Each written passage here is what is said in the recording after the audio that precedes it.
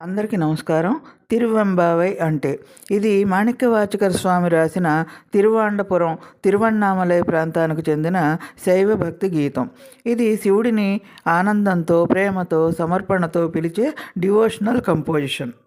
మాణిక్యవాచకరు శివుడిని స్తుతిస్తూ తిరువాచకాన్ని తిల్లై చిదంబరేశ్వరుని ఆలయంలో గానం చేస్తే, అందులోని 7వ ప్రకరణమైన తిరువెంబావై 20 పాసురాలని అరుణాచలంలో గానం చేశారు.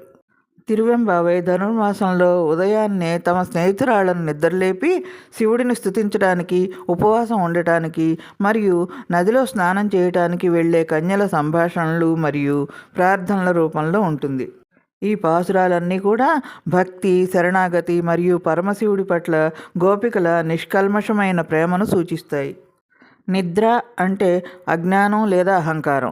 మనిషి తన అహంకారం వల్ల గొప్ప విషయాలు సాధిస్తానని అనుకుంటాడు, కానీ చివరికి ఆ అహంకారం వల్లనే నిద్ర అంటే అజ్ఞానంలో ఉండిపోతాడు. ఉదయాన్నే లేవటం అంటే జ్ఞానాన్ని స్వీకరించడానికి సిద్ధంగా ఉండటం. మానవ అహంకారం జ్ఞాన మార్గానికి ఎంత అడ్డుగోడవుతుందో సూచిస్తుంది. భగవంతుడిని చేరుకోవాలి, పొందాలి అనే ఆరాటం అందరికీ ఉంటుంది, కానీ సంకల్పించుకున్న ప్రతి ఒక్కరూ దాన్ని ఆచరణలోకి తేలేరు.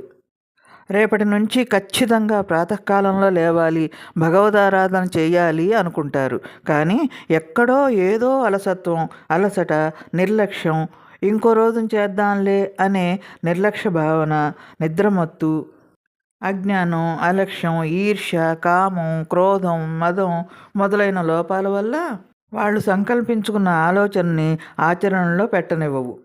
మేలుకోండి, లేవండి ఇది జీవుడికి చెబుతున్న ప్రబోధం. చెలికెత్తల్ని మేలుకొల్పటం కాదు. బాహ్యంగా అట్లా కనిపిస్తుందే కానీ దీని అర్థం మనలో ఉన్న చిత్తవృత్తులన్నీ, అంటే మనసంతా ఆవరించి ఉన్న రకరకాల మనోవృత్తుల్ని మేలుకొల్పటం. మనోవృత్తులన్నీ ఏకం కావాలి. మనలోని అజ్ఞానాన్ని పోగొట్టుకొని జ్ఞానం అనే చల్లని నీటిలో స్నానం చేయాలి. దైవీ శక్తులు జాగృతి చెందే కాలమైన ఉషకాలంలో అంతర్గత సాధన, బహిర్ముఖ సాధన ద్వారా అంతర్ముఖంలోకి వెళ్ళటమే స్నానం. మనోవృత్తులన్నింటినీ మేలుకొల్పటం, ఒకదాన్నొకటి ప్రోత్సహించుకుంటూ ఏకోన్ముఖం చేసుకోవటం, ఇదే స్నానం యొక్క ఉద్దేశం. జ్ఞానం అనే స్నానంలో మునిగిపోవాలి. అప్పుడే మనకు జ్ఞానసిద్ధి లభిస్తుంది, శివానుభవం కలుగుతుంది. ఇదే తిరువెంబావై మనకు అందిస్తున్న జ్ఞానసిద్ధి, ముక్తి మార్గం. ధ్యాన స్నానానికి వెళ్ళేటప్పుడు పరమేశ్వరుణ్ణి తలుచుకుంటూ భక్తితో గానం చేసుకుంటూ వెళుతున్నారు కన్నెపిల్లలు. మనము వారితో నడుద్దాం. ధ్యాన స్నానం ద్వారా జ్ఞాన